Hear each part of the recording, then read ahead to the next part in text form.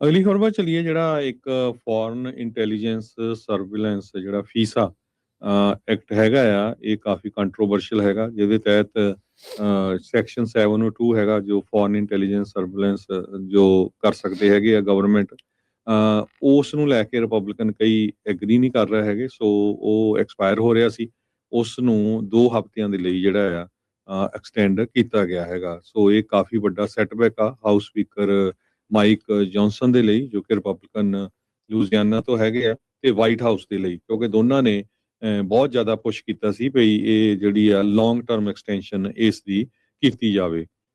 ਸੋ house ਨੇ ਇਹ ਕਿਹਾ ਵੀ ਜਨੈਨੀਮਸਲੀ ਐਕਸਟੈਂਡ ਕੀਤਾ ਜਾਵੇ ਫੀਸਾ ਅੰਟਲ April 30।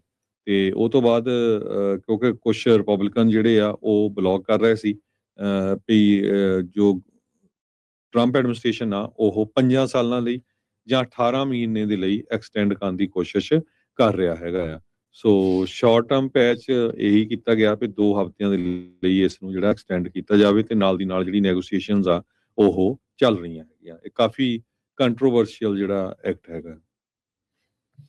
ਜੀ ਜੀ ਬਿਲਕੁਲ। ਸੋ ਫੀਸਾਂ ਨੂੰ ਲੈ ਕੇ ਕਾਫੀ ਰੌਲਾ ਰੱਪਾ ਜਿਹੜਾ ਹਰਜੋਤ ਸਿੰਘ ਜੀ ਪੈਂਦਾ ਹੀ ਜਿਹੜਾ ਉਹ ਰਹਿੰਦਾ ਆ। ਸੋ ਐਕਸਟੈਂਡ ਤਾਂ ਇਹਨਾਂ ਨੇ 10 ਦਿਨਾਂ ਦੇ ਲਈ ਹਾਲ ਦੀ ਘੜੀ ਇਸ ਨੂੰ ਕਰ ਦਿੱਤਾ ਹੈਗਾ ਆ।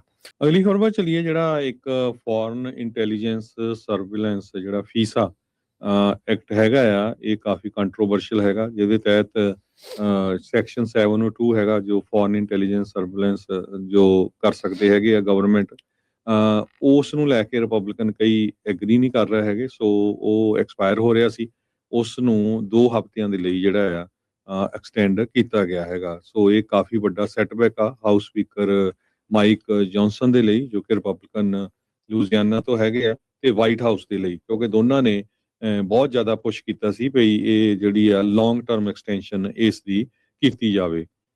ਸੋ ਹਾਊਸ ਨੇ ਇਹ ਕਿਹਾ ਵੀ ਜਨੈਨੀਮਸਲੀ ਐਕਸਟੈਂਡ ਕੀਤਾ ਜਾਵੇ ਫੀਸਾ ਅੰਟਲ April 30। ਤੇ ਉਹ ਤੋਂ ਬਾਅਦ ਕਿਉਂਕਿ ਕੁਝ ਰਿਪਬਲਿਕਨ ਜਿਹੜੇ ਆ ਉਹ ਬਲੌਕ ਕਰ ਰਹੇ ਸੀ ਵੀ ਜੋ ਟਰੰਪ ਐਡਮਿਨਿਸਟ੍ਰੇਸ਼ਨ ਆ ਉਹ 5 ਸਾਲਾਂ ਲਈ ਜਾਂ 18 ਮਹੀਨੇ ਦੇ ਲਈ ਐਕਸਟੈਂਡ ਕਰਨ ਦੀ ਕੋਸ਼ਿਸ਼ ਕਰ ਰਿਹਾ ਹੈਗਾ ਆ। ਸੋ ਸ਼ਾਰਟ ਟਰਮ ਪੈਚ ਇਹੀ ਕੀਤਾ ਗਿਆ ਵੀ 2 ਹਫ਼ਤਿਆਂ ਦੇ ਲਈ ਇਸ ਨੂੰ ਜਿਹੜਾ ਐਕਸਟੈਂਡ ਕੀਤਾ ਜਾਵੇ, ਤੇ ਨਾਲ ਦੀ ਨਾਲ ਜਿਹੜੀ ਨੈਗੋਸੀਏਸ਼ਨਸ ਆ ਉਹ ਚੱਲ ਰਹੀਆਂ ਹੈਗੀਆਂ। ਇਹ ਕਾਫੀ ਕੰਟਰੋਵਰਸ਼ੀਅਲ ਜਿਹੜਾ ਐਕਟ ਹੈਗਾ। ਜੀ ਜੀ ਬਿਲਕੁਲ। ਸੋ ਫੀਸਾਂ ਨੂੰ ਲੈ ਕੇ ਕਾਫੀ ਰੌਲਾ ਰੱਪਾ ਜਿਹੜਾ ਹਰਜੋਤ ਸਿੰਘ ਜੀ ਪੈਂਦਾ ਹੀ ਜਿਹੜਾ ਉਹ ਰਹਿੰਦਾ ਆ। ਸੋ ਐਕਸਟੈਂਡ ਤਾਂ ਇਹਨਾਂ ਨੇ 10 ਦਿਨਾਂ ਦੇ ਲਈ ਹਾਲ ਦੀ ਘੜੀ ਇਸ ਨੂੰ ਕਰ ਦਿੱਤਾ ਹੈਗਾ ਆ।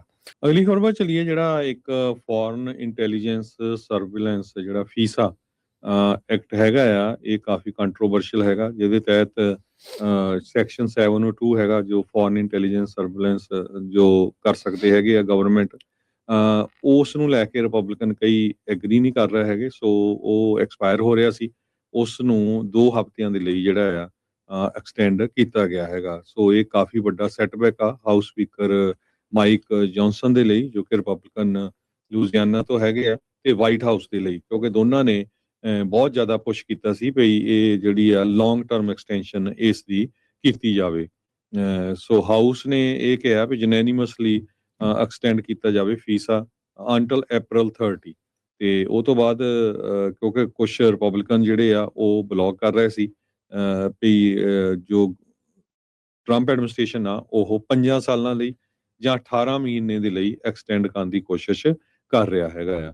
ਸੋ ਸ਼ਾਰਟ ਟਰਮ ਪੈਚ ਇਹੀ ਕੀਤਾ ਗਿਆ ਵੀ 2 ਹਫ਼ਤਿਆਂ ਦੇ ਲਈ ਇਸ ਨੂੰ ਜਿਹੜਾ ਐਕਸਟੈਂਡ ਕੀਤਾ ਜਾਵੇ, ਤੇ ਨਾਲ ਦੀ ਨਾਲ ਜਿਹੜੀ ਨੈਗੋਸੀਏਸ਼ਨਸ ਆ ਉਹ ਚੱਲ ਰਹੀਆਂ ਹੈਗੀਆਂ। ਇਹ ਕਾਫੀ ਕੰਟਰੋਵਰਸ਼ੀਅਲ ਜਿਹੜਾ ਐਕਟ ਹੈਗਾ।